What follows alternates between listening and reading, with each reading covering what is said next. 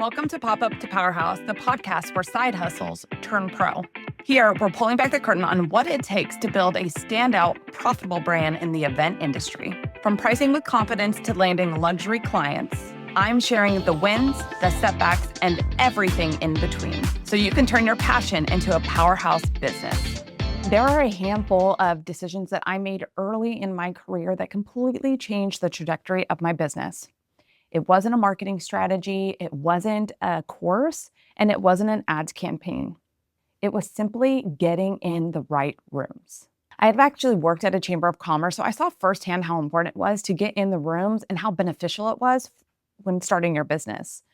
And so coincidentally, when I launched my business, Seattle Business Babes was also launching. And so I jumped on the opportunity to get into that room and start sponsoring their events. At the time, I thought I was paying for visibility, but I didn't realize I was actually investing in the relationships in that room. Relationships that grew to referrals and opportunities that ultimately helped my business grow in the early years. Today's guest is someone who has spent years curating those rooms. Alisha Kumar is a growth operator and founder of Good Time Media, where she helps product-based brands scale profitability through paid acquisitions, retention strategy, and full funnel marketing infrastructure. She is also the founder of The Founders Table, a curated mastermind dinner experience designed for women scaling serious companies through trusted relationships and operator-level conversations, not traditional networking environments. Through both her agency and founders community work, Alisha is helping redefine what growth partnerships look like for modern product-based businesses. In today's episode, we are talking about why relationships may be one of the most overlooked growth strategies in business, what happens when founders get in the right rooms, and why so many women downplay their successes, and how people around you can completely change the trajectory of your business and your life. So let's dive in. We met obviously with Seattle Business Babes. Mm-hmm. And so how did Seattle Business Babes come to be, and how did you know that you wanted to start a community? COVID obviously didn't help. No, not at all. I mean, I got a head start on the community building back in 2018 before really anybody was doing it in Seattle. Mm-hmm. And so that gave me a leg up, but I don't know. I kind of feel like I fell into it because I was looking for friends. And where do you even find that aside from doing it yourself? Yeah. And you came from Vancouver, right? So you didn't know anybody in Seattle. No, except for my then partner. And he wasn't going to do it. I mean, he's great in the entrepreneurial sense, and that's how I started my businesses anyways. But I didn't know how I was going to network at all. And there weren't that many networking events that looked appealing to me either.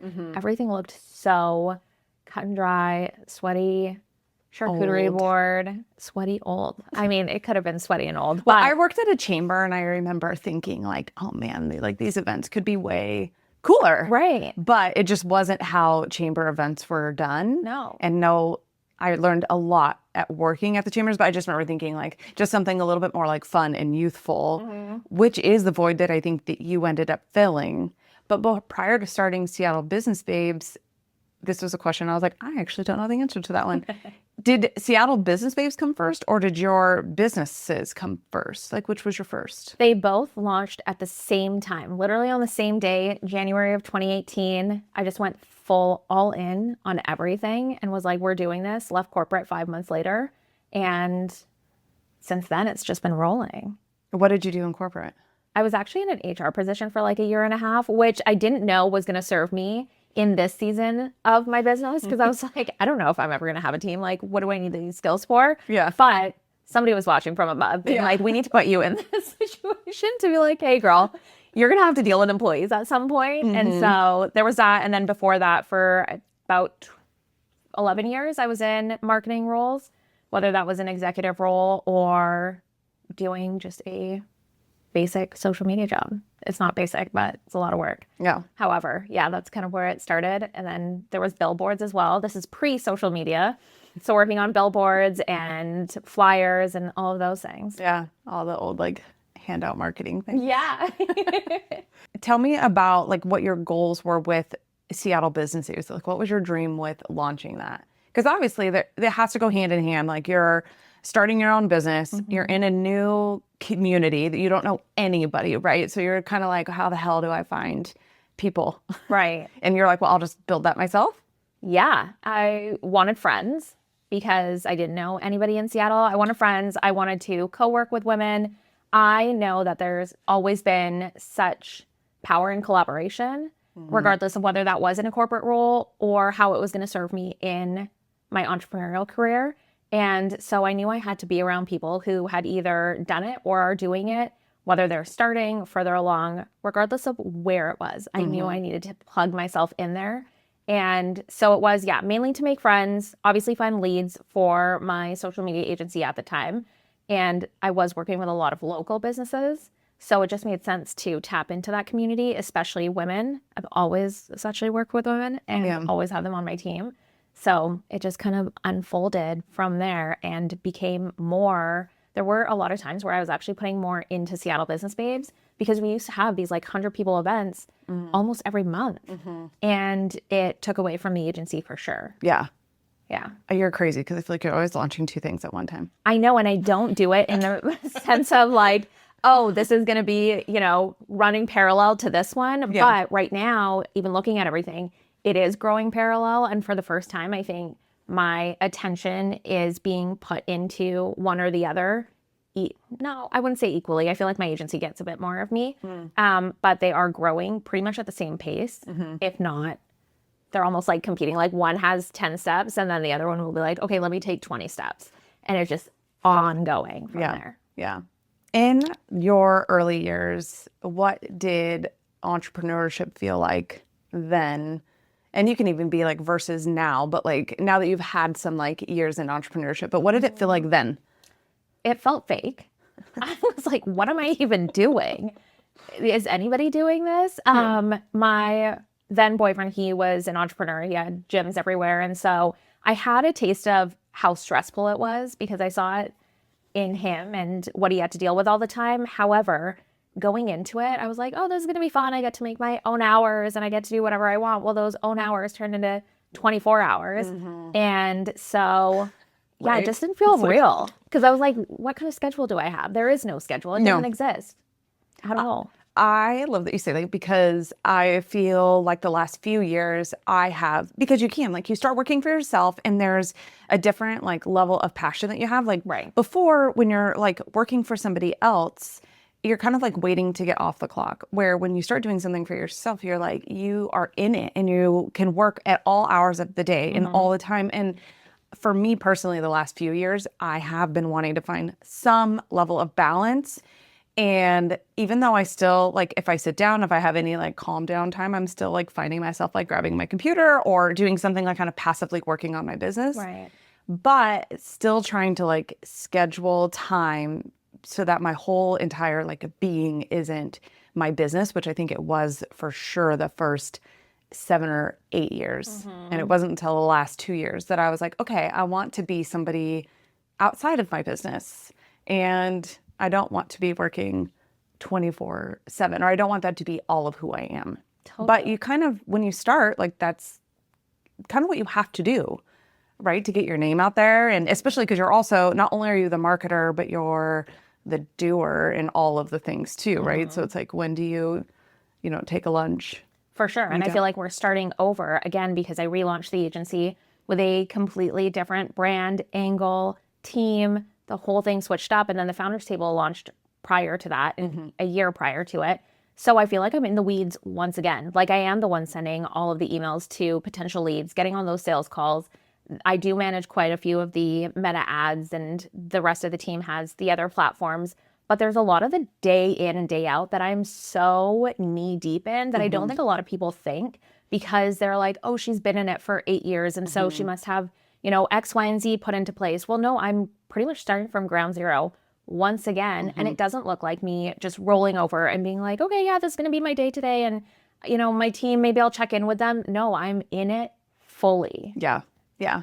And I think that you always are to some degree. I feel like I've tried to pull out, and I actually feel like a lot of people think my balloon business is bigger than it is. Like it still is like me, one full-time person, and then you have part-time people that come in. But it all kind of depends on like what the workload looks like. And like today we were just talking about like, okay, I can hop in and like pull up balloons if like we need help with that.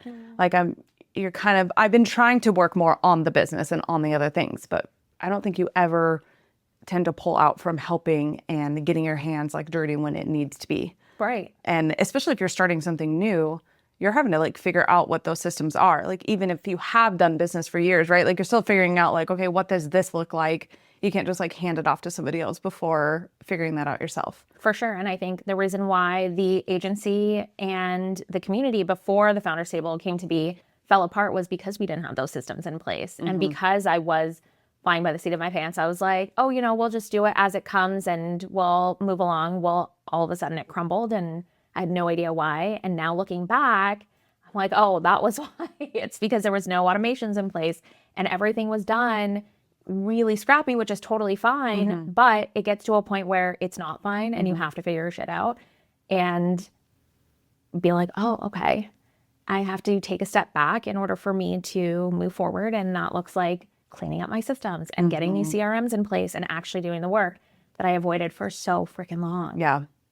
I think that's one thing about business, at least that I feel like I've realized is you don't have a choice on whether or not you want to do something or not. Like there are so many things that I did not want to do in business, but I had to do it in order to make these things like come to life. Right. I didn't have the ability to hire anybody else to do that. And then you learn obviously along the way. But I think that is actually one of the biggest differences between people who are successful and people who aren't are the ones that force them to do the things that they don't want to do. Yes, it's so funny. I actually had a post about this morning of the goal doesn't build the business, your reps do. And you need to put in those reps every single day. It's kind of like going to the gym and being like, oh, I did these 5 exercises. Where are my abs? Well, yeah, girlfriend, they're not going to show up. Currently working on that. Yes, it takes time and it takes effort and it takes so much patience. Yeah. So the overnight thing is definitely it's not realistic whatsoever. Yeah. And I think a lot more people are coming to terms with that because we've seen it online for so long. Oh, this person came out and they had a viral moment and now everything's going great, but it doesn't work like that. For most people, it's like it happens, right? You do hear, but I actually feel like there's plenty of stories where you don't see the back, you only see the viral moment of when, and then you like truncate all of the time that they've like spent building behind the scenes. And it feels like it happened overnight, but really it didn't.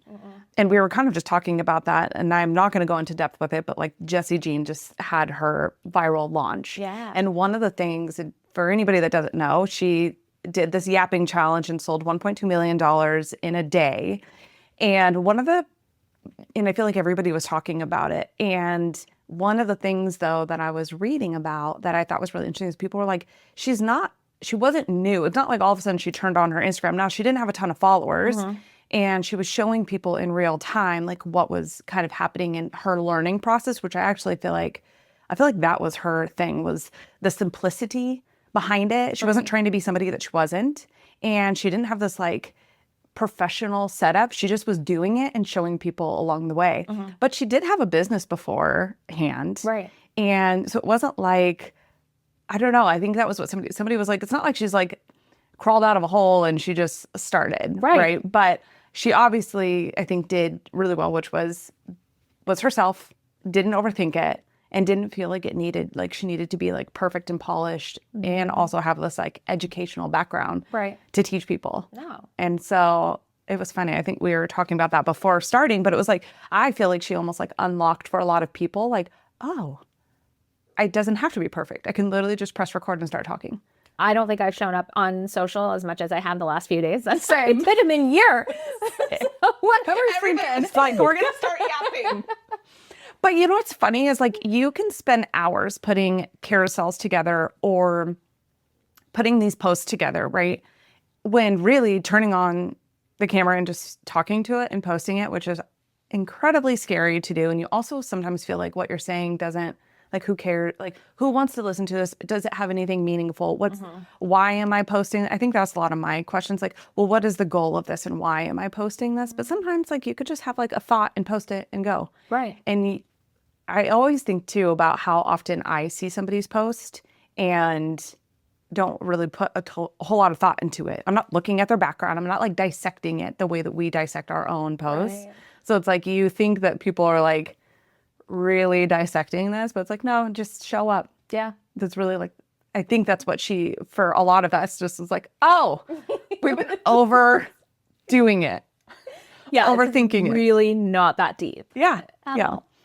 I don't want to press too much on Seattle Business Babes, but I do feel like it was our beginning. But what did you feel like, or what surprised you the most about bringing hundreds of women together?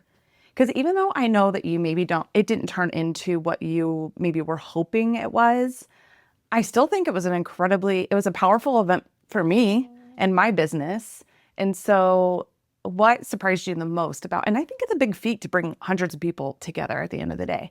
Yeah, I look back at how many tickets were sold, and I think it was over the years of the events, something like a little over 2,000. Wow. Between 2018 and 2019. And I think one event in 2020 before we all know what happened there. And then once again, when we started in 2024 with 2 events, and I realized, hey, this is just not my path. I think what surprised me the most was, regardless of whether women have met a few times or hundreds of times or never have, you put them in a room and we're all going to find something to talk about or have in common to some degree. And I think that was so special about it, because they weren't given a space to dream bigger either, which I think was so impactful. And there were so many times where women came up to me after events and were like, you know what, there was something that X, Y, and Z, or you said that made me realize that I just have to keep going on. And it doesn't happen the way I thought it was. Or, you know, this was the event that changed the trajectory of my business in terms of whether I did want to keep going on, or if I wanted to go find those clients, or if I wanted to shut it down, which is totally fine as well. But it just gave women a chance to think bigger when it came to their life, which I would hope I just want that to be part of my impact across the board. So I think that's where it started. And that was really cool to see. Obviously, well, I've already kind of stated that, but I know that Seattle Business Babes didn't turn into what you wanted it to. What do you feel like was the hardest part about trying to build that community? I think it wasn't mine. So it was part of a larger franchise. I personally knew I was going to step away from it at some point. I had tried to step away from it many, many times. But I just knew deep down this wasn't my life plan. It wasn't run the way I wanted it to run. There was a lot of things in that partnership where it just wasn't me. And so it was hard to show up. It's hard to show up for a business or even any sort of relationship, whether that's friendships or partners or business, where you just can't be yourself and express yourself the way you want to. And so I knew there was going to be an end to it. To me, I almost feel like there was probably 2 things, which one would be, you were fitting a mold that didn't fit you. Right. What about the community of Seattle? And this isn't, because I know the Seattle freeze is a thing, and it's even in the hockey community. We've had people move from out of Seattle. Did you ever experience that with trying to build something there? Have you heard of Seattle freeze? I have, and I always say I don't believe in it because I have had such an easy time making friends or finding community. And I say that with prefacing that it could have been that people were attracted to me and my space and who I am, and building those friendships with me because of who I position myself in the city. Totally fine. I get it. Yeah. If you're my friend for that reason, then it is what it is. Yeah. But I think because I have come into Washington in that state that both figuratively and literally, that it did give me a leg up. However, I do go into other cities now with the founders table, and I'm like, wow, there's a lot of qualities that I'm looking for in communities and people that I want to surround myself with that I don't necessarily see out here in the nicest way. Yeah. It is a bit of a sleepier side. I find the West Coast just sleepier, to be honest. Yeah. We're just hanging out. I feel like they are on the roads for sure. I'm like, does nobody have anywhere to go? I was driving here and I was like, this should not be taking me this long. Also, what the heck? It's not raining. What do you just hit the gas? I could push your car. Faster. People are sleeping on the way. I'm like, what? Am I the only person that has somewhere to be? I want to be in that car that has nowhere to be. Literally. Give me your job. Oh my gosh. Okay. So when I started my business, confetti balloons, we started roughly, at the same time. And I at least did have the benefit of working at a chamber of commerce before and realizing that like networking events are so crucial and a community is crucial to building your business. And we just happened to luckily be doing that at the same time. And I knew that I wanted to be in the Seattle market because I wanted big installs. Right. And so I think that it worked out really well that you were launching this community and you needed some decor. And it was kind of the first time that I really had actually working in a chamber of commerce, but then actually doing something for yourself was totally different. And so, but I did recognize the opportunity. So when we, I don't even know who reached out to whom first, but I remember doing the very first one. And that one install is like ingrained in my brain because one, I designed it all based on photos and the counter was much farther away from the windows as possible. So like the install did not turn out as I had originally thought, but we did it. Yeah. And I feel like it still worked out really well. And it was at the Riveter, right? That was the first one. Yeah, and that was a huge install. That was the one thing from day one that I was like, I want to go big. I remember I still have photos up on my social from that. And I'm like, wow, that covered a lot of space. Yeah. I remember it was supposed to be like stringing, like the balloons were supposed to be, it was very Geronimo balloons, like Right. very organic, very like stringing. It was going to like come from like the windows to this. But then I remember when I got there and I was like, this is really far away. I learned so much on that, but I still feel like it turned out really well. But I knew immediately, I was like, I need to be involved in this event. And I think it was kind of like, how do I sponsor more? I sponsored, I think, just about every event that you did.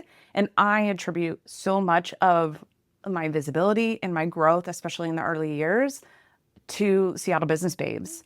And so even though it might not have turned out the way you maybe wanted it to, I think it probably had to have touched so many more people in terms of building their business, which was a lot of what you were trying to do with that anyways.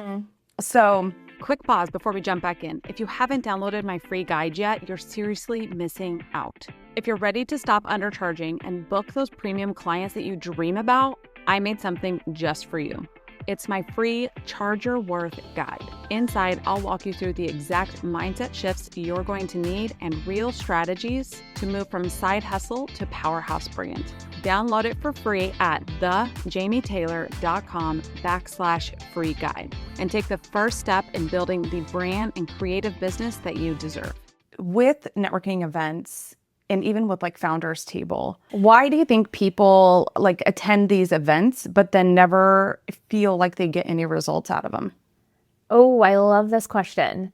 So I love the word proximity. It's the word of the year this year for some reason. I probably know what the reason is. It's because everybody wants to get into the room, and that's the theme of 2026 so far. However, my biggest thing is proximity is great. However, if you're not going to participate, you've already lost the game. So if you're not building those relationships, getting yourself out there, nurturing those relationships, regardless of whether it's going to turn into a client, a referral partner, a friend, then you've lost out on so much opportunity. And I think a lot of people go into networking events thinking that those opportunities are almost going to be handed to them, whereas it doesn't work like that. It's never worked like that. It's always been about who you know. And the way you know people is to have conversations, build those relationships, nurture them.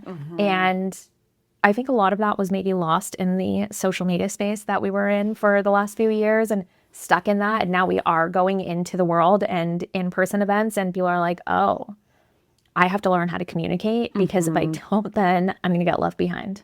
Well, I think it almost goes back to the viral, like everyone wants everything like now. And so you walk into an event hoping to get something out of it that day. Right. When a lot of times those relationships are slow burns and it happens when that person has a need but they need to know who you are in order to know that you can fill that need. And so that's at least one of the things I feel like I've realized with being part of events is that a majority of the time it is just being proximity and in the room and building relationships, but not necessarily expecting to get anything out of it that day. Right. Or even ever. There's so many times where I mean, our agency works with a lot of D2C and CPG brands. We work with product-based businesses. A lot of these conferences that I go for women, they don't have a lot of product-based business owners there. A lot of them are service-based business owners, and I'm okay with that because there's a lot of collaborators there. There are women who are in the service business space who don't necessarily even work with products, but the moment that they see somebody looking for that, my name comes to their head immediately, and that becomes a referral because of building that relationship. And you have to be okay with that. Yeah. What do you feel like high achieving female founders are doing differently inside of these communities and maybe even to like get the results that they're hoping for? But what are you seeing inside of these, and especially for the people who are doing well? Delegating. I think letting go a lot of control is a huge thing for them, along with a lot of grit. Is not wanting to give up every single time something doesn't go your way. And there's a lot of times things aren't just going to go your way because that's the name of the game. Yeah. And it is a lot of lessons, but there are a lot of wins as well. And you have to hold on to those wins when those lessons come to be, and be like, oh, okay, there is a light at the end of the tunnel and it does get better. And maybe this didn't work out, but that will. But there is a lot of grit, and delegating has been a huge thing too, to be able to zoom out of your business and see it from a different lens, because we get so tunnel vision in our businesses where whatever we see, we're like, okay, yeah, this is right. Of course, it's my vision. I'm building my vision like anybody else that's coming in. But not majority, but a lot of the growth that does come for the Founders Table or even Good Time Media is feedback from my teams being like, hey, I saw this go really well, or maybe let's not do this again because it didn't work out the way we thought it was going to. And so, yeah, pulling back and listening to your team, because they're on your team for a reason. They want to see you win, and lean into that. Yeah. And even if you don't have a team, it's like you hopefully then have developed a community of people that you could lean on, which is also why having the Founders Table or being a part of some community, right, is great, because it's like, okay, I don't have an employee, but I will say at one of the events, I realized probably in the last month, especially with launching this podcast and then wanting to launch my online course, is I have put myself into this box of being like a balloon business owner. That's how a lot of people like know me in the community. And it was at the Founders Table. One of the girls was like, I never would have known that that's like what you do. No way. But she was like, you're the one that's putting yourself like in that box, which is funny because when we were talking about you coming on here, I realized that I was like, you're right. Like, I think that I had thought that this podcast would really be focused on balloons, and I do think it still will be the event industry, but I was like, I just love business in general. And I realized that I was the one that was really putting myself in that box. It wasn't anybody else, but it wasn't unless I went to one of your events that somebody like pointed it out, and it was just like, oh, you're right. Yeah. Like, nobody knows who you are when you walk through. Like, you could be whoever you want when you walk through that door. Right? I mean, please be yourself, but yes. But you know what I mean? Yeah.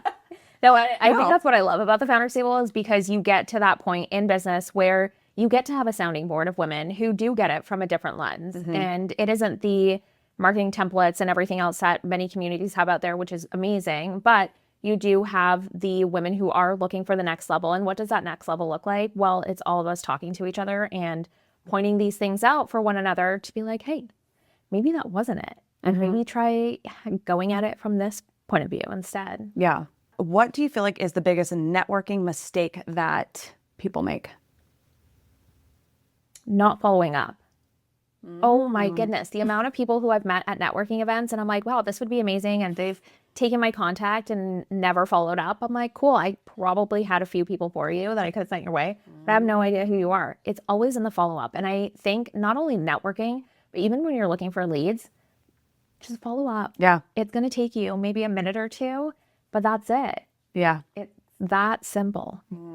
That's actually a really good one. Right? Yeah. When was the last time you followed up with somebody you met at an event?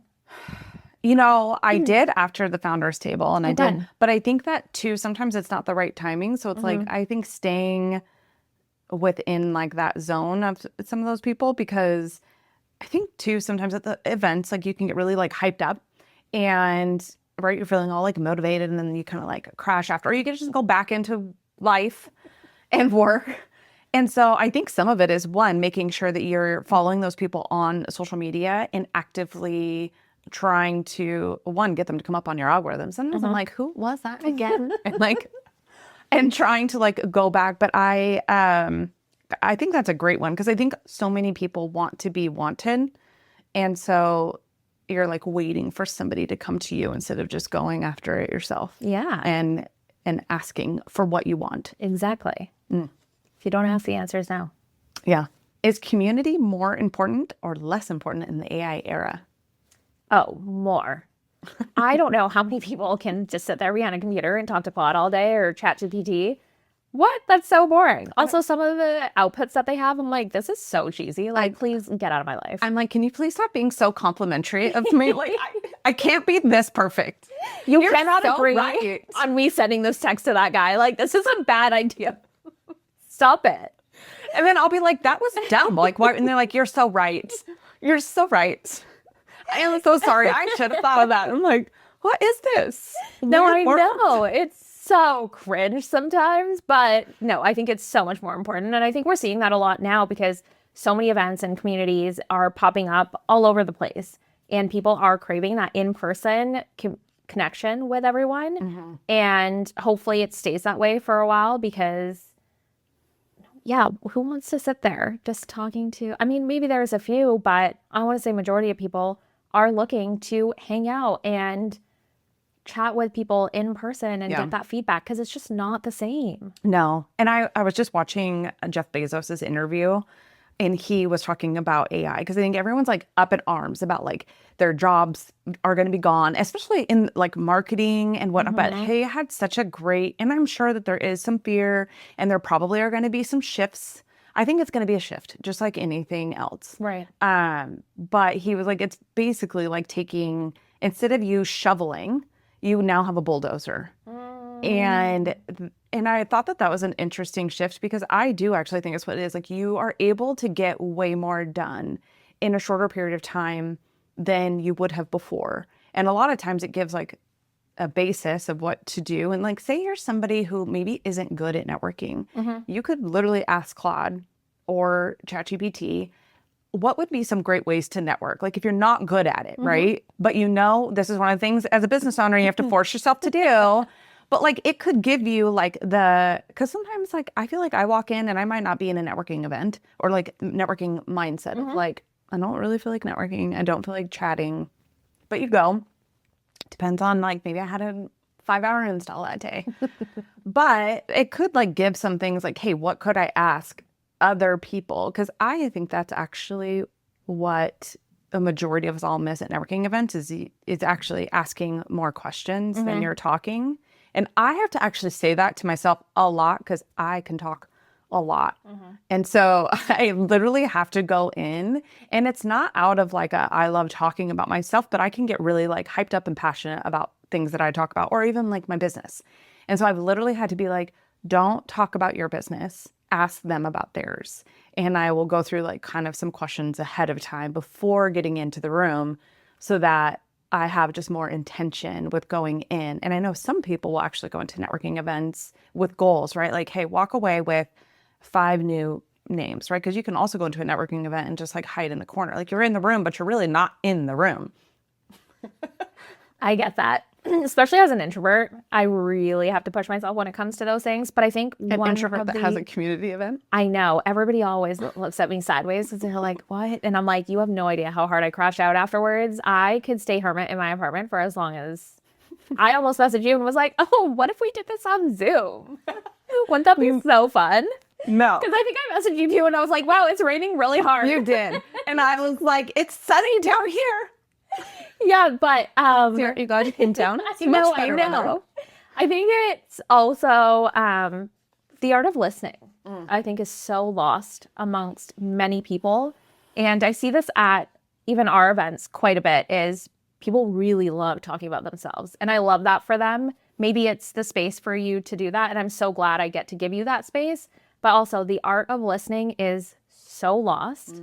And I think if that's a skill that you can take away, or even just a little tidbit that you can take away from this podcast, is learn how to listen. because I think it's so important. And I think you will get more out of that connection that you're about to build if you just shut up and listen. Yeah. Wow. I love that. Okay. Well, talking about Zoom calls, I think that a lot of times when you are in a business, you don't actually realize how lonely it can be. And I'm so conflicted on this because you also hear like taglines from people that are like, if you're lonely, you're doing it wrong. And I kind of disagree with that because I'm like, it is lonely. Like I have my head, like I am focused on like doing all the things. And for a long time, I was searching through employees to be like my partner, my best friend. And then I realized like they were not the right people, but I was lonely. And that was when, and this was kind of post-COVID, and was excited that you had like brought back another type of event, but in a much more conversational way. With the founders table. And I think that I was craving like to find other people who enjoy talking about networking and business, because I do feel like I have like my friends that I grew up with in high school and I still talk with them, and that's like different stuff. What do you feel like nobody is talking about regarding founder loneliness? I mean, I agree with you in terms of there are times where you just have to do it alone, and you have to stop listening to outside noise and really just focus on whatever it is that you're building, because it's so easy to get lost in the sauce. And that happened with me recently with the founders table, actually. And so sometimes you just have to sit in your own shit and be alone and be okay with that. But once again, I love being alone. I love my own company more than anybody else's. And it is lonely if you make it lonely. Yeah. I think there is a time and place for everything and anything. And there are times where you do have to step out of your comfort zone if networking is uncomfortable, and get out there and start building those relationships. But there are times where you also just have to sit in your home and work on your stuff and be alone, because that's how you're going to get stuff done. Yeah. So I think it's different for everybody. I was the same way though when you mentioned that you were almost looking for that partner in business, and your best friend or whatever that looks like. And for me, and I don't know if you can relate, it was a lot of not trusting what I was building and trusting myself when it came to the business, and always needing that reassurance from somebody to be like, oh yeah, this is a great idea, or maybe don't do that. And that's great. That's why the mastermind exists and we get to do those things. But a lot of times we forget why we started these things in the first place. And you almost want to like delegate to get approval. And I just caught myself doing this the other day, almost sent it to somebody. I was like, no, you know what you want to do. You do not need to delegate, and you know what the decision is. So stop delegating just to get somebody to like agree with you. And then you're like, okay, yeah. But it's like starting to trust your own like inner voice and know that like you know what you're doing. Yes. Yes. I literally struggle with that. But I've definitely been really aware, because I feel like I've even like heard it from other like women tend to delegate decisions, right? And get agreements from other people. And just knowing like you do have the answers. You don't need to find somebody else to tell you. And it's also sometimes like somebody that has like no credibility, or like, right? It's like you'll take anybody. Just agree. Like, is this a good idea? I think as you like get into it more though, you start to trust your intuition a bit more too. And that might be the little bit of woo that's coming out, but you really do know deep down inside whether you should or shouldn't be doing something. Yeah. You have to get to that point, because you want a self-awareness and the self-trust that needs building as an entrepreneur who wants to go as big or far as at least my vision is. I had to come to that. It was a lot of, hey, I actually do know what the heck I'm doing. And I need to listen to myself before I listen to anybody else, because everybody wants everything, right? You put a question out there, and I see this when people put polls up for like, oh, should I do this or should I do that? And I'm like, well, what do you want to do? Yes. Because those are two different things. And people are going to tell you what they want.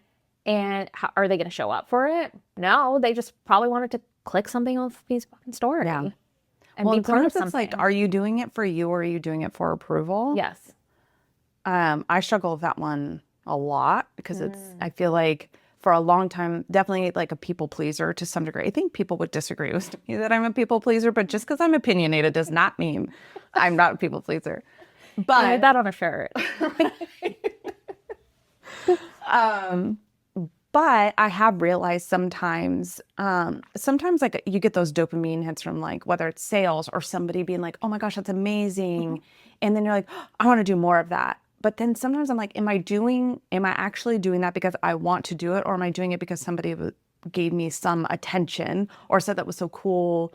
And so I've had to actually really kind of sit silently and think about some of the things I'm doing to make sure that like internally, yes, I'm doing this for me. Because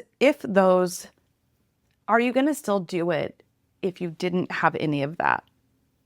Right? Like, then like this is something you really want to do. But if you're only doing it to get responses from people, then I kind of feel like it's the wrong reason of doing it. Right. And there's a really good quote around this, and it goes something like, maybe the reason your garden isn't growing is because you're cutting the flowers to show everybody every time. Oh. I'm pretty sure that's how it goes. And it just always makes me think of like, hey, who cares if anybody's looking? Yeah. Because things are working and you're happy in your day-to-day for the most part.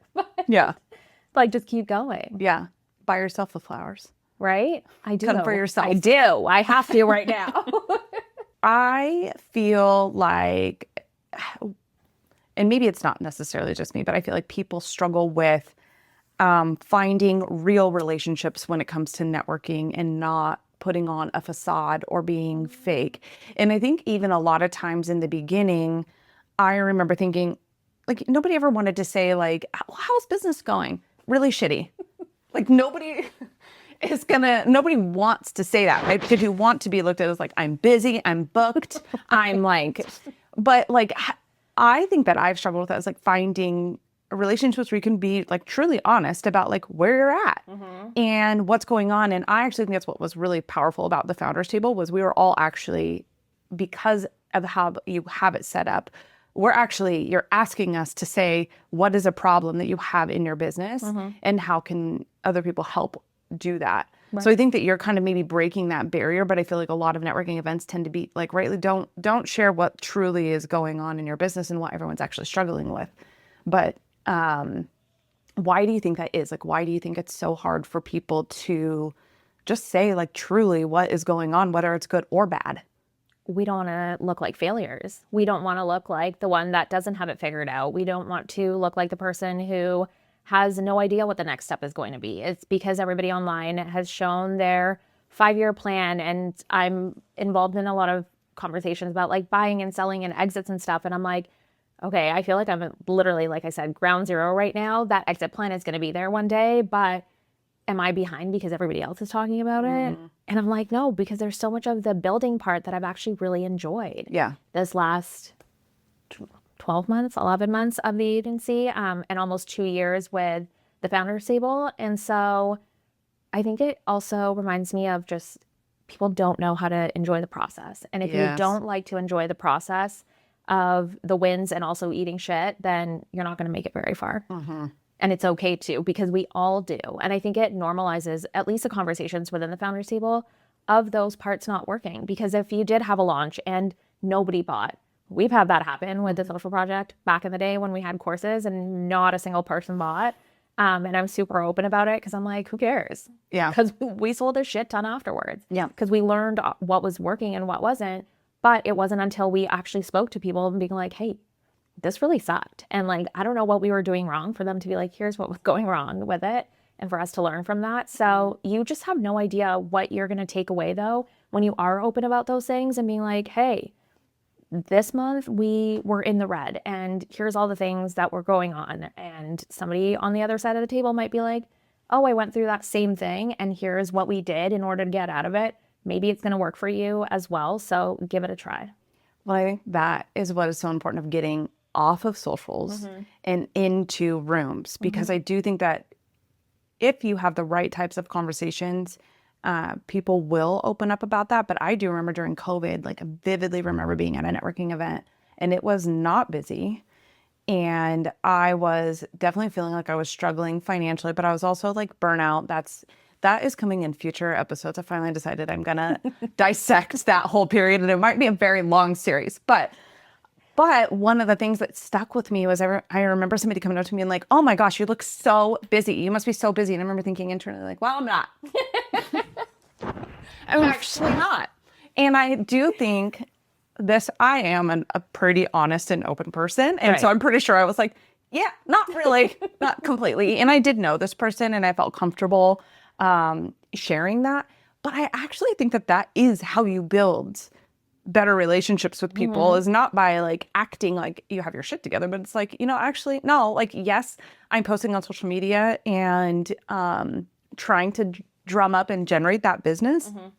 But it's at these types of events where you can actually have conversations with people. And also realizing a lot of times, like, you're not the only one that's going through that. And that is actually what really got me through that time, was dragging myself, because I literally did drag myself. I didn't want to go to the events, but I was like, I knew I needed it. Right. And you're never going to get that in an AI era or virtually.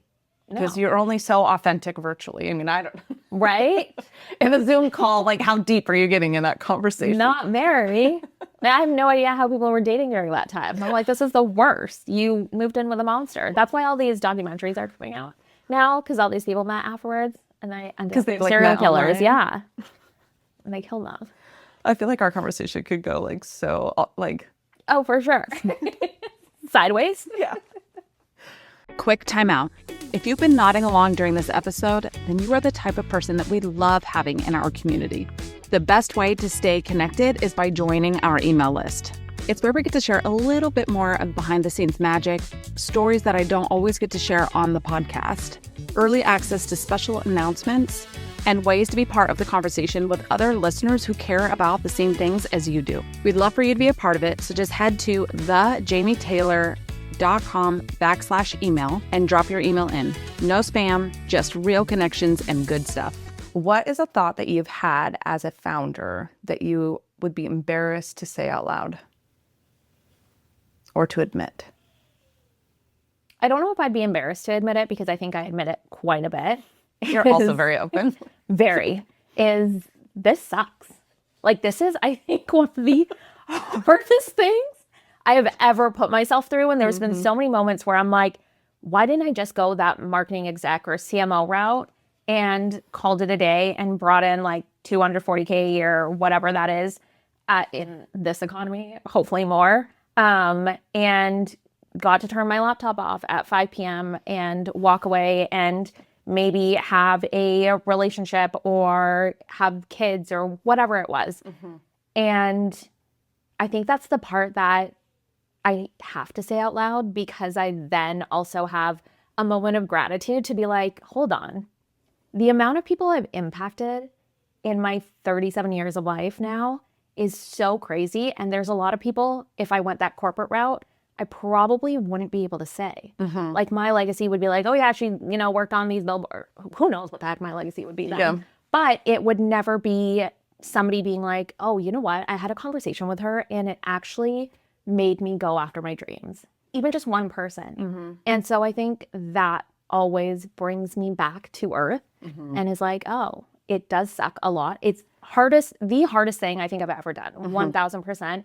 The amount of self-development and the amount of I've had to look inwards. I'm like, whoa. That's my favorite quote, actually, I feel like I've been hearing is, you thought you were building a business when it actually was building you. Yes. Because and I remember thinking this early on, because I had no idea the doorsteps that balloons would bring me to. Right. And never, ever would I have ever done that had I stayed at my job. Right. And even though as hard as it is, and even with that, it's like, being published in magazines, being on the TV, like getting published in the New York Times, like never would have happened had I not decided to start my business. Right. But it's also been the hardest things that I've ever done in my life. And there's many times where I'm like, what am I doing? Why am I doing this? I want to quit. Yeah, I do just want to clock in and clock out. One of the things that keeps me going, though, is like, I never want to ask somebody for time off. Gosh, or to eat lunch. Like, I snack so much. I would need to be a food taster if I had to do anything, because my snacking abilities are absolutely unmatched. That I'm like, what am I doing? Half the time I'm like, oh, I did a task. I should probably do something and make a snack or go to a coffee shop. I still never, when I worked, I didn't ever really take lunch. I worked through my lunches. Like, I just but I've always loved working. Yeah. But I have also, like, I've always definitely been somebody who, if I didn't like doing something, I didn't stay long at a job. Like, I definitely was like, done, moving on to the next thing. Right. I don't do well with that type of pain very well. Like, I'm happy, moving on. Except for this. Like, this was actually, like, this is probably having a business, and as hard as it's been, there's like something inside of me that I could feel that it's like, it's not a feeling of like, I don't know, like, it was almost like when I married my husband. Every other relationship prior to that, I was like, break up, like, done. Like, I immediately knew that, like, didn't want to be with them. But when him and I fought, my immediate reaction wasn't that I wanted to break up with him.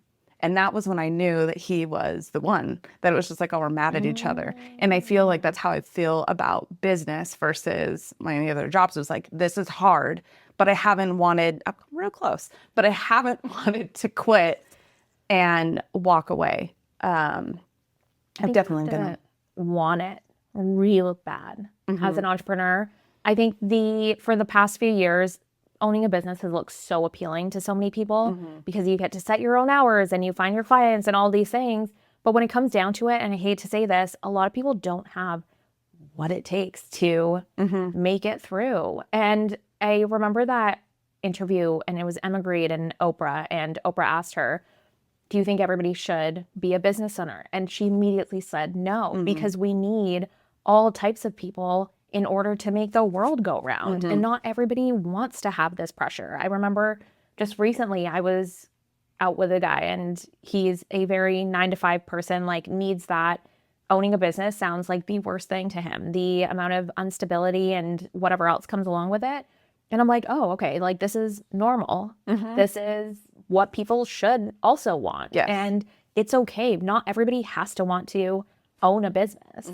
Or maybe it's something that you do on the side because it makes you happy. I think that's another thing, is you don't have to monetize all your hobbies. Like, I think that's super toxic as well. Yeah. And so, yeah, I think you have to want it that bad. And once again, I'm like very much in the anti-dating scene, but it reminds me of, like, if he wanted to, he would. And if you want to, you will. Yeah. Yeah. Yeah. You definitely have to have a lot of, it's funny because I've always kind of had this fantasy, like, my husband and I would both be entrepreneurs. And he is like, no, that is not him. And I've come to really appreciate that, one, because he offers the stability, which it does allow me to kind of go off and do all these things and enjoy it. Like, okay, I'm interested in this. I want to like launch that. And he's like, okay, whatever. Like, it's just off again. Doesn't make sense, but okay. If anything, he's like, you need to take some off of your plate. You keep adding on. But that was when I realized, like, that is fine. Like, I think that there has been this, like, if you don't own a business, like, why work for somebody else when you could build your own thing? And sure, if that's something you want to do, but there's plenty of people making a good living, having a good job, and having good retirements that have W-2s. Yes. And that's not bad. No, because what if everybody was a business owner? This world wouldn't even make sense. Yeah. Are you kidding me? Yeah. I know. I see that quote and I'm like, this is the worst. Who started this? Yeah. We need to find you, and yeah, you're done. Now, if that's something that you want and you want to go after, cool, like, go do for it. But it's not bad to, have your own. And I actually really value people who really do know, like, nope, like, that's not for me. I agree. Because I'm kind of like, oh, is that for me? Right? What about that over there? Shiny object syndrome? Wow, we love it. So you spent your early part of your entrepreneurship building larger communities, but now you've kind of shifted with the Founders Table to building more smaller communities, and you're doing these all across the U.S. Why smaller? I think the conversations are much more intentional. I think the spaces feel more safer.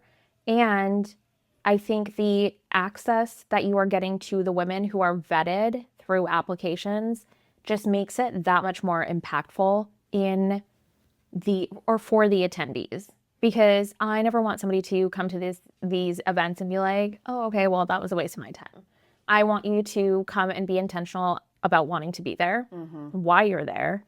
And so if somebody comes, in order to come to a Founders Table event, somebody has to fill out an application. Correct. And then you go through And based on those applications, like how do you go through the process of deciding like who attends and who doesn't? It is a lot of, I creep everybody on social. So one thing I've always wanted to do is greet everybody by name when they come to these events. And that's really important to me because how many times have you gone to an event and you've spent hundreds or even sometimes thousands of dollars and you just know you're going to be a number in that room? I never want people to feel like that because that is not how hosting feels good to me. And so that was really important. And so I creep their Instagram and I see, okay, what are you building? Is this the right place for you? And I am pretty focused on multi-6, 7-figure business owners in this stage. Everything looks different for us. The conversations look different. The hiring processes look different across the board. Building wealth looks different because you're not in survival mode completely. And so, yeah, just vetting people to make sure that they're not coming to only take away, but they're coming there to give as well. And it's an equal opportunity for that to happen where you don't get that in a lot of places. And it is a lot of like, okay, what can I get out of this event for me? Well, no, that's not how this works. Yeah. Well, and I think the platform and the way that you have it set up is very different than most networking events. And especially, versus like Seattle Business Babes, you had a panel, you had some great discussions. Everybody was there like I think great discussions were had, but want to go into like what was your thought process in terms of how you wanted the agenda of like these dinners to go? Yeah, so I think something with me is my ADHD brain turns off when it comes to listening to panels. Even when I'm moderating a panel, I'm like eyes glazed over. Oh it's God, like going over. I've literally been in meetings before and then I'm like, pay attention. Right? Or like, what oh is shit. happening? No, I don't know. And I'm like, all these panels are the same thing. Who you are, what you do, what's your origin story. And I'm like, who is this really helping? And I was like, once again, at this stage in business, yeah, it's great if you want to like go to a panel or whatever. Everyone learns differently. I'm not a course girly either. There's things about myself I've learned in ways that I learn that has been very important to my growth. But I was like, okay, if this is how I feel, I can guarantee you there's probably at least 20 women in other larger cities who feel the same way and are probably looking for a space where they can come and they are put in the hot seat as everybody is in their group of women. And they're like, hey, this is my turn to just talk about what it is that's going on in my business personally, because everybody builds differently as well, right? And I am looking for, a sounding board. Looking for feedback. I'm looking for referrals, recommendations. These women are vetted. Their referrals are probably vetted by them as well. It's people we trust. And so really creating a network more so than just another panel event or another fireside chat. There's also a huge focus on building wealth and looking at your business from a different angle. I know I talk about exits a ton in my own space, but I want women to think about building a business and what does that look like when you do step away or when you do want to say start a family and somebody else takes the reins or your succession plan. And so whether or not you want that for yourself or not, it just gives you another way of thinking about business and finances and all of that they're not necessarily talking about. And it's, once again, not a place where we don't have marketing templates and all these other things. There's great communities who do have that and will get you to that point. But once you're done with that point and you're like, oh, I need something else because that 500K that I just got to wasn't from marketing templates. It was actual conversations or the first mil or first 10 mil. It's the conversations that are happening in the room with real people who are also building at the same pace or level as you are. Yeah. I think too, like what you're I had a similar experience at a networking event where it is great to listen to people and get these aspirational stories. But after a while, it's like, okay, this is my 7th one. And it's like, at what point it's like taking action and actually taking something that you can take from an event and go back and actually implement and it was funny, like going to your event, if it wasn't for her telling me like, you're putting yourself in a box, like, right. Because of that conversation, I don't know that I would have had that had I just like listened to like a panel of speakers. I would have maybe taken some things away, right. But it also was the rest of the conversation. Yeah. I mean, that was the biggest thing that I think I took was like, at one point it was like I was observing and because there was a lot of commotion that kind of went on. And so, which can kind of get overwhelming, but it was really fun to watch everyone just wanted to help the other person succeed in their business. But I do agree with you in terms of listening. And I think that was something that I felt like I took away from your event too, was like really truly listening. Everyone could it's easy to come up with ideas. Right. And a lot of times I felt like actually one of the most powerful things in that last Founders Table dinner was I was sitting next to, can't remember her name, but she has an AI business. Danielle. And she was struggling with understanding how to market her business. And I remember she had like mentioned what she did when we first got there. And I was like, I have no idea what you do. And walked away. Like I didn't understand. That was her hot topic. How do I in a better way, like say this? But we were all like really struggling with like trying to figure it out. And then we were like throwing ideas at her. But it was fun because her and I, like as the table kind of kept going around, her and I like kind of kept, and I just kept asking her questions. Like, and we kept going like deeper and deeper and deeper. And then eventually she got down to the basicness of what she did. And she had said it. I can't regurgitate it. But she literally looked at me and she was like, oh, she's like, I see what you did there. And I was like, because a lot of times we overcomplicate or try to make what we do sound fancier, and you really just need it to be simple. But I walked away actually feeling really good about myself because I was like asking her questions and I really felt like I helped her get to it, but it wasn't with me telling her. It was with me asking her questions and her coming to the realization of what it needed to be. And that was like a really kind of a cool moment. And that was actually like the highlight, I felt like, of the evening. I was like, okay, cool. Like that was fun to watch like somebody have like an aha moment. Yeah.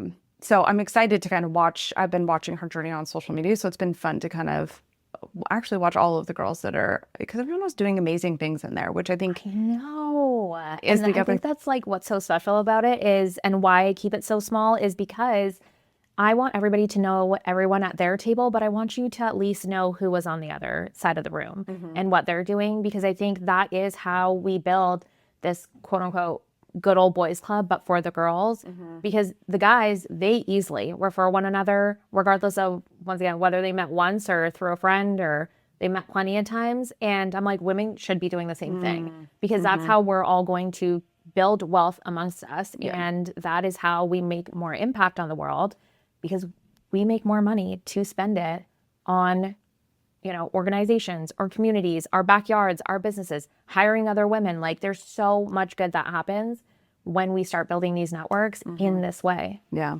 I love that. Okay. After how many of these Founders Table events have you hosted so far? I think since June 2024, when we launched, there's been 11 so far. Okay. And it's nuts. That is nuts, actually. Right? Actually, I like when you were like, I am hosting these events and I'm traveling across the US and basically, right, like you don't know anybody in those cities and you're hosting these, like I literally was like, okay, you're a badass, because that would scare the shit out of me. But you're also probably insane, because what the right.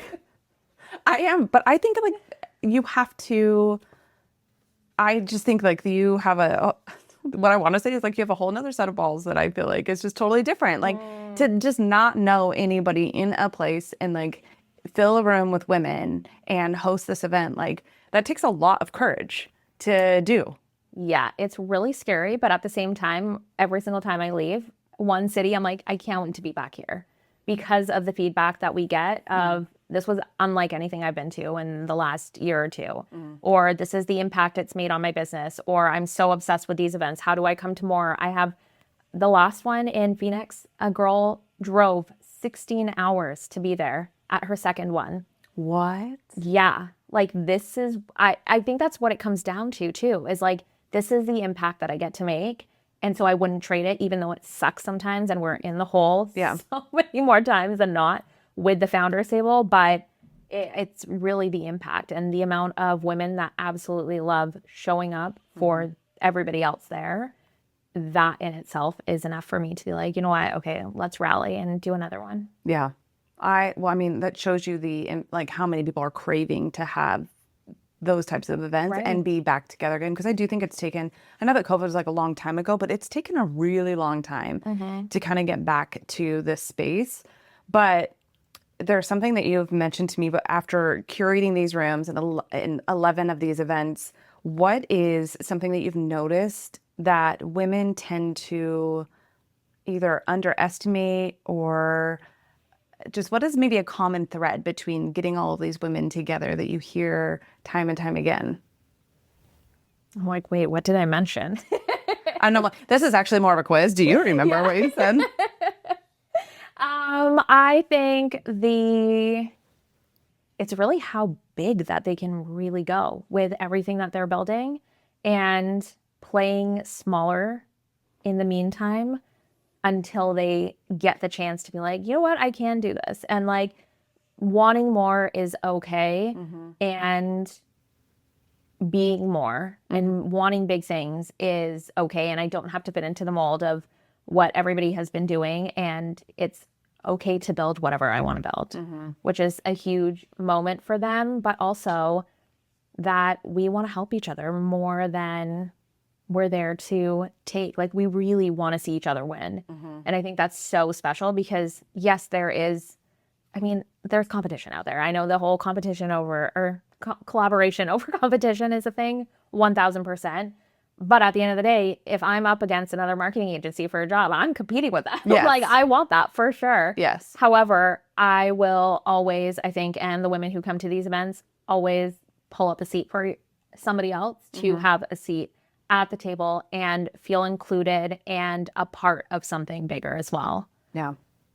Well, I think one of the things that you had mentioned was, and I've noticed this in myself, is not giving ourselves enough credit for what we've already built. Right. My sister works for me full time. She actually recognized, this is why I didn't answer this the way that it wasn't you. No, but my sister, she's recently come into entrepreneurship, and I brought her on full time for me as well because we're super close and we get to hang out all the time now. But after going to multiple of these dinners in any city, whether it's in Canada or the US, she has mentioned everyone is building such incredible things and nobody stops to look at what they are building, but they are constantly chasing the next thing, forgetting that they are quite literally living in the moment that they once maybe didn't even dream of. And it's so quick for them to want the next thing and move on quickly. But the amount of stuff that women are building that I've met throughout the last few years, I'm like, wow, this is insane. And there's women who are also raising kids at the same time and doing all these other things and volunteering and have a whole different life aside from just being a business owner, which I would hope everybody does. It's so incredible. And it was that moment where my sister said that, where I was like, oh, yeah, maybe that's right. And she has to check me on it so many times throughout the week. I think it's easy though, because you have a vision of where you're trying to go or maybe what you're trying to accomplish, and you don't feel like you're there yet. This almost goes back to the journey part. And I have also I agree exactly with what your sister said, because for the last few years, I actually kind of felt like failure. Right. But if you would have it was like if you would have said, like, Jamie, who started, like, you dreamt of being in this seat, you dreamt of being here. Now, does this look different than maybe what you thought it would? Maybe. But I think I was so focused on what I wanted to be accomplishing instead of like what I had accomplished. And that is really what I've been working on the last year is, yes, striving. I think I'll always be somebody who's wanting to learn. Like, I love learning, I love growing, but there is a level of being grateful, one, for what you have, and two, for like what you have accomplished. You might not be a billionaire, you might not be Emma Grady, but Yet. But that doesn't diminish the things that you have done and have accomplished, especially if you've done a lot of this stuff like on your own, raised your own money. It is a lot harder, I think, than you realize. Like, I remember when I started my business, I had worked for a lot of small businesses, and I remember thinking, like, I could easily do this. And then it's like, you don't know how expensive having a business is. And sometimes I feel like a lot of people are like, oh, like, I think on one podcast I was on, a friend of mine was like, oh, wow, like, Jimmy has a 6-figure business. And I was like, well, it doesn't feel like that because I am not making 6 figures. Right. My business is, and I've actually had to really grapple around my husband and I would go on walks. And I remember thinking, my business is making 6 figures. Why does it not feel that way? But I think that, again, it was really, I started to really hone in on my finances and really start to focus on that and be much more cognizant of how much I spent. Am I charging the right fees? But then really actually just paying attention to like being grateful. Like, you have a 6-figure business. Right. Like, be happy, but you can still be growing and like pushing. And it's just, I think to some degree, it's kind of finding that balance. And I think that your events, I do think, help with that, because I think we all start seeing what other people are doing. I was like, wow, that's really amazing. And when you go to those and you see what other people are doing, you kind of are like, well, I'm doing that too. Like, you know, and you start like, oh, okay. So I did think that was really interesting, because it resonated with me, because I was like, no, yeah, I definitely feel that way. Like, how do you feel like a failure, but you also like quit your job, started a business and built 6 figures? Like, you might feel like failure because you're not financially where you want to be, but is everything, that's my biggest question I've been asking, is everything have to be financially motivated? Are there other like success goals that you could have that are just as meaningful? 1000%. I mean, the person that I am today, I think even 3 years ago, I would love to have had the wisdom that I have right now that I didn't have back then, regardless of whether it was in business or whatever it is. But I think it's also so easy to see everybody's numbers online and be like, oh, well, she just started 2 years ago. I've been in the game for so long. Like, how did this happen? But once again, there's a lot of people who don't even get to the 6-figure mark, let alone the multi-6 or the 7 or the 8 or whatever comes after that. And so, yeah, looking back and being like, okay, this is really cool, but also look at who I became as a human being. Look at all the things I learned about myself on a fast track method that a lot of people don't even conclude about themselves until years down the road or until it's too late. And I think that's so special in itself too, is like, oh, maybe I, think this way or that way, or I got to develop these skills that most people don't ever. And that's really cool too. I remember thinking, if I ever were to go back and get a W-2, like, I would run circles around people. I feel like I'd be so demanding. I'd be like, you have to listen to me. And I'd be like the bottom tier, like, just started. Like, excuse me. Yeah, there's actually a lot of that too. I'm like, team player. I'm so used to, being the one that says what happened. Absolutely not. This is my team. Or why is it taking so long? Like, I like things to kind of happen. Like, when my husband tells me about like some of the stuff that goes on, I'm like, oh my gosh, like just the bureaucracy and the time that it takes from like department to department to department to department. Right. I'm like, no, I could never do that. No, I know. I mean, working with larger brands too, sometimes with these campaigns, the larger ones, and it has to go through legal and like 5 different teams for branding and marketing. And I'm like, what is going on? This would never happen. But also, this is why I'm not the CMO of a large company.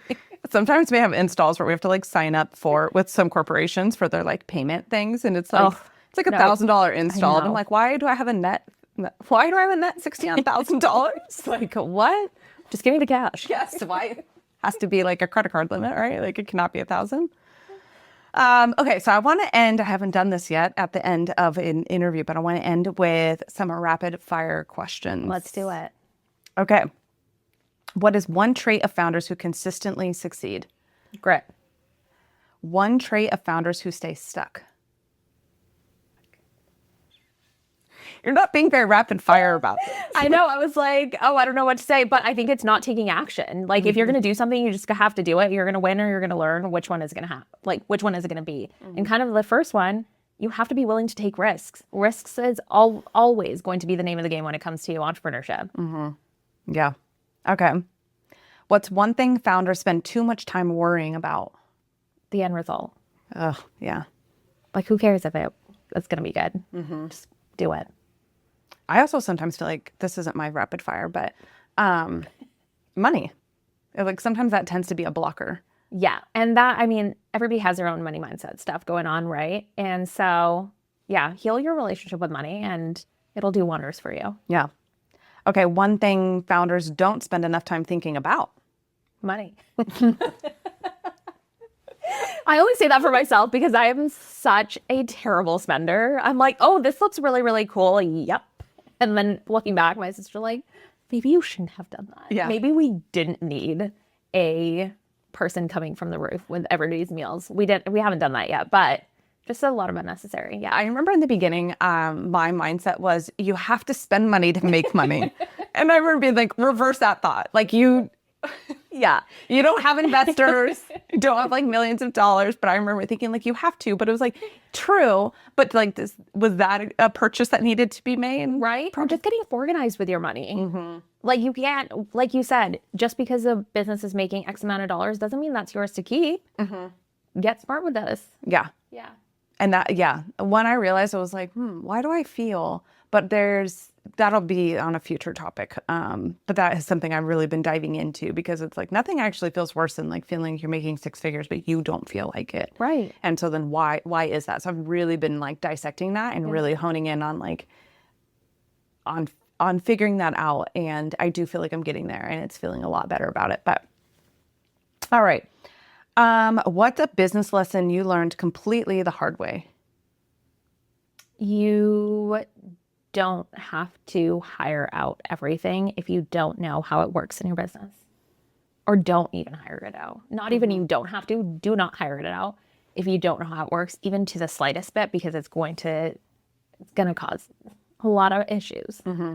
Yeah. I think it's hard when you don't know something, it's hard for you to gauge as an owner, like whether that person's like doing well or not. Right. Or even just ask questions. And with the agency, I always tell my clients, hey, ask questions. If you don't understand metrics or how things work, like ask me. I will always tell you how these ads went up or why this is the mind behind the creative that we just put up or whatnot. So ask questions. But once again, we're in this world of delegate. And like, everyone's like, okay, yeah, the only way I can grow is if I get this off my plate. Well, you didn't even know how to do it when it was on your plate. And so, of course, that person just spent all of your money and lit it on fire. And you're like, wait, yeah, what happened? And now everybody hates. I mean, I can always come from an agency perspective because we always get a bad reputation around here. And it's always like, oh, I don't trust agencies. And I'm like, okay, yeah, but like, you can probably trust us. And so we're building a lot of that now, which is cool. Yeah. What is currently keeping you up at night? I think my excitement for how quick the agency is growing and how big we are becoming while running very lean. I think it's almost self-doubt of like, oh shit, do we have to hire more people? Or like, are we really doing this, running this lean? And like, things are working. Hello? Yeah. But once again, it's like, no, bitch, you got to trust yourself. Do you think you'll hire more? I would love to. I think by the end of next year, I would love to maybe have like a team of 10 and hit numbers that I probably haven't even thought about. My next year goal is what I wanted to exit with revenue-wise. And so that's really exciting to me. Yeah. Because I'm like, oh. But once again, I needed to get myself into these rooms and with these people to be like, hold on, I can go beyond what was limiting me before. And that is so important. So yeah, it's that of like, oh shit, are we doing this right? Yeah. Are my numbers okay? Like, wait. But That's pretty cool. It's the shovel and the bulldozer. So when you said that, I was like, yes, we are bulldozing now. Yeah. What are you trying to become better at right now? I would say delegating. My team is always looking for things and I'm like, no, I can do it. It's fine. And then afterwards, I'm like, should I have really spent all that time doing it? So it is delegating. But I think because I can speak on the founder's table with this because the agency is so clear in what we're building. But because I'm kind of unclear with what I'm building with the founder's table right now, and we are currently going to go through a rebrand and we have a network and community that we're almost membership, but I don't want to call it a membership, launching. And I think the lack of clarity is what's causing me to stall on that. I get that. To do it. But I think like sometimes I think that we want that clear vision, but sometimes like that clear vision comes by taking action. Yes. And I think that's actually probably what stalls a lot of people.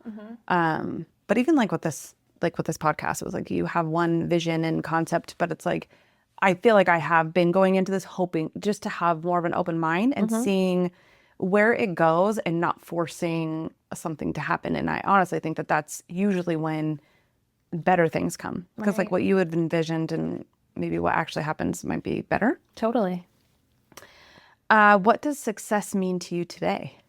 Success to me today looks like the impact that I am going to be leaving behind, not only on the community, but also my team and what they're learning, and the clients that we get to work with, and seeing how the revenue that we produce with our ads and how they get to see their product in a different light with our creative team. It's always there's just so much gratitude there. I'm like, oh, we get to not only build our own dreams, but we're also helping these people build theirs. And I think that's what success looks like to me today. Yeah. Yeah. Okay. What are you most excited about right now? Oh, I think for sure it's going to be the agency. I think I'm finally coming back to what I really always wanted to build with the agency. And for so long, I didn't see women in this space building this way. It was a lot of guys. It's a very male-dominated industry. And I'm going to a conference this week, and I'm pretty sure I'm probably going to be like one of 10 women in the room. But once again, like, it's just one of those things I think I've always wanted. And because I didn't see it being built out there by other women to the degree that I want to take it, I kind of stepped back and I was like, oh yeah, maybe we'll do, a few six figures and stuff and it'll be great. And I'll have a team of 2 or 3. And it's like, no, like, you want that boardroom. You want to be that 30-person team or whatever you have going on and have a big exit and work with really big brands and, be part of Super Bowl ads and stuff like that. Like, think that way, girl. Yeah. Yeah. Yeah. Thinking bigger and knowing that, like, believing that, like, it's possible for you. Oh, for sure. And I think the more steps that I take to get there, it's becoming more clear that this is very much possible. Okay. So, I mean, you kind of hit on that, but what is next for both Good Time Media, which we didn't dive into Good Time Media like a ton, but you could if you want to, like, just say like what Good Time Media, who you focus on and what you're excited for next. And then the founders table. So for Good Time Media, we are a paid ad agency and creative agency for D2C and CPG brands. I think we are finally starting to see ourselves as somebody who is being taken seriously in the agency space, even though we're a year old, which is really exciting. So the brands are getting bigger. They are insane brands. Like, I put a few in my stories, and NDAs will stop me from saying it on this podcast, but they are household name brands that this small agency in Woodinville, Washington, with a remote team is heading. And I think that's so cool because I'm like, oh my gosh, like, how lucky am I to have such a brilliant team to come up with things for this campaign, or our lead creative strategist. She's amazing. The way her brain works, I will never understand. I'm a numbers girl. I love the numbers, but her concepts are just so crazy. And so giving her a space to be able to do that, I think that's what I'm really excited for, and just really, really reaching for the stars once again with the agency, because I was burnt out with my last one. And for the founders table, I think I'm really excited about the rebrand, and I'm excited for what next year is going to look like. I am very clear on creating a network and community for high achieving women founders who have hit that multi 6, 7-figure realm, to focus not only on business, but themselves as a whole. So we are coming down to 4 dinners next year, but they're going to be full day events for our members. Really focusing on your business, mind, your body, and like, who are you showing up as a leader at this point? Like, you need very different skills. You don't always need the masterminds, and the masterminds will 1000% be there. But there are a lot of things, somatic and skills that we need, that we tend to overlook, that I would love to dive into, because once again, I need it. So somebody else probably out there does too. Yeah. So there'll be full day events. Yes. And 4 of them. For our members. And then the evening dinners, which we're going to have on those days, are going to be open to maybe 10 extra people, 15 extra people. But because we are going smaller with the dinners next year, then maybe opening it up for a few more. But once again, our lead gen might look very different. My team might be like, you know what, let's rally and host a few other dinners only for non-members to then join the community. I don't know where this is going with the founders table. It's just one of those things. I thought it was going to be something in Seattle. I thought it was going to be a private network here. and it grew into what it is today. And so we're kind of just rolling with it, I think. Yeah. I think it's the best thing that you could do, right? Yeah. Like, you can't be like so rigid that you don't see some other potential opportunities that come from it. So, and then you're just like jet setting on a regular basis. Oh, well, no, we do not like that. My nervous system doesn't like it. My suitcase doesn't like it. I literally just have my suitcase open in my living room at this point, and I'm kind of living out of it. And I'm like, oh, well, I'm going to be in Vegas next week, and Might as well Chicago live in it a week. out. Yeah, so who cares? We're just living out of here now. So when someone leaves one of your founders tables dinner, what is your hope that is different about them, or what is your hope for them once they leave the founders table? I hope that they felt included, regardless of whether they took something super fungible away for their business, or, you know, they came for networking and create those really valuable relationships. I hope that everybody always feels included and wanted, because I know what it feels like to be a woman in a room where necessarily not everybody looks like you, whether it's a male or you're a woman of color walking into these spaces and nobody looks like you. I always want people to know that there was a seat at the founders table for them. I love that. Well, I think you're doing an amazing job. So, and I'm actually sad that we don't have more in Seattle, but I guess I'll have to fly to other cities. Yeah. So where's the next founders table? We're heading to Chicago in 2 weeks. And then in September and October, we'll be in Toronto, Dallas, more else, San Diego. And then we're ending it off in Orlando, which I'm really excited for, because we're taking the team to Disney World after. Really? Yeah. Oh my gosh, that's so fun. Well, I'm excited for you. Thanks. I'm excited for you. And thank you so much for having me on. Of course. You had to I feel be like on. we can yap all the time. 100%. Literally, I was like, we might actually have some bloopers for this one, which I don't know that I've had bloopers, but I was like, we might have to like clip some of these out, like stay on track. Now, a quick ask. I want to keep bringing you these free educational podcasts so that you can build the event business that you want. You can make that possible by simply sharing this episode with your friend, following us on your favorite platform, and leaving us a review. It takes just a moment, and it makes sure that I can keep bringing you the best quality content so that you can go from pop-up to powerhouse.